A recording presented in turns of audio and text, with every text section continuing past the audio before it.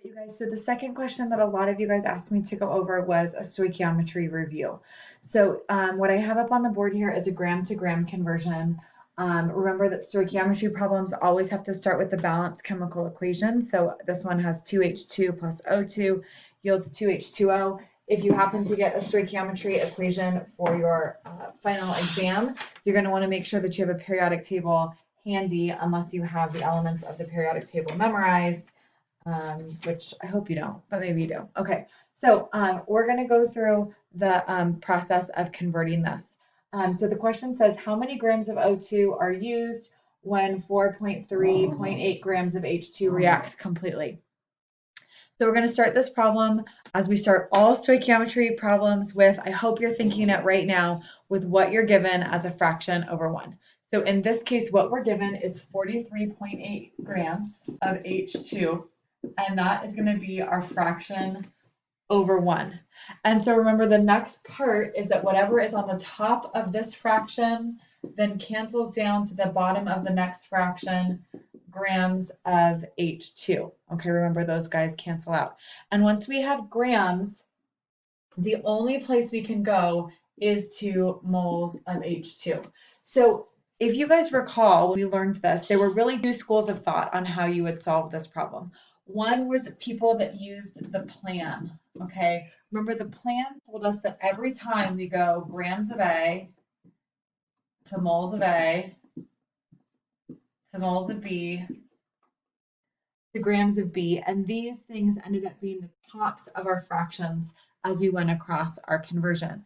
The other option was that you used the mole diagram, in which you had grams or mass in grams in one box, and then you had moles over here, mole A, and then you also had mole B. And so we kind of talked about the fact that you would need to go from mass to mole A, and then mole A to mole B, and then you would go back across to mass. Either one of these is fine, and this is a good time to remind you that the final is open book and open note.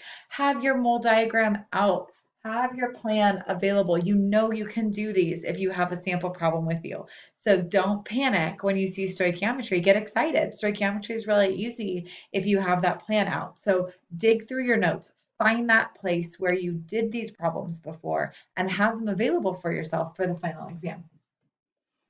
So we're going to have our grams. I'm going to tip this whole thing over. I'm pretty sure it's going to fall on me. Okay, so 43 grams of H2, grams cancel down, moles go on top. We now move our, remember what goes on top cancels down. So this is moles of H2. And so we're going to go from moles of H2 to moles of O2, what we're trying to find. And we have to keep going until we get to grams. So now moles of O2 goes to the bottom and grams of O2 on top to get us to the final position there. So whenever we have moles and grams, we need molar mass. And that's why we refer to our periodic table. Two H2s, so H is a molar mass of 1.01, and there are two of them to give us 2.02. So that goes, remember the units for that are grams per mole. So that goes with our grams, 2.02 grams per 1 mole. And then for this one, we need a mole ratio. So we're going to come up to our balanced chemical equation, and we have 2 H2s for every 1 O2. And then lastly, we need one more molar mass. So oxygen is 16.00 times 2, 32.00 grams per mole.